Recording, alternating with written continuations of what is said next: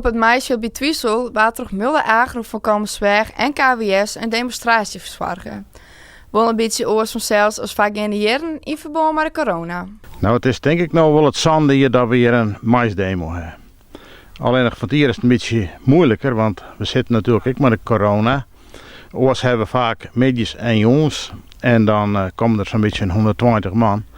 Maar door de omstandigheden kan dat eigenlijk net. We moeten per keer maar een man of zo'n hebben per ronde. Nou, de meesten komen hier. We hebben Mulder Agro, dat in dit geval ik mooi. En die vertelt dus over de bemesting en die heeft speciale naaie dingen daarbij. En we beginnen hier nou, uiteraard altijd met een bakje koffie. En dan gaan we in 2 groepjes. Nou, dan vertel je wat er de mais steelt, wat kan er misgaan, wat kan er goed gaan. En op het eind van de rit dan gaan we bij de rasten langs van welke dat voor hun onttrekkelijk binnen en welke dat ze net wel moeten. Het doel van deze dag is eigenlijk dat ze de mensen kennis maken laten met de naaie rasten die er komen.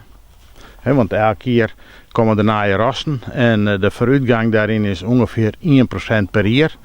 Dus je kan de mensen dan naaie dingen zien laten. Maar ik de bestaande rasten kan je zien laten en dan kan je ze fysiek beoordelen van nou, hoe heeg zit een kalf. Stiet er mooi fris erbij of staat er gauw ouw, hang je kalven of staan ze rug door rein. Nou, dat soort dingen ren je dan belangs.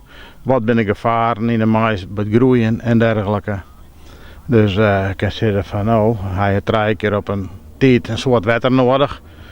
Als er komt, dus het bodem moet goed wezen. Maar hij strekt, heeft er een heel soort wetter nodig. En als het in de bloei komt, want dan moet de kalf zetten.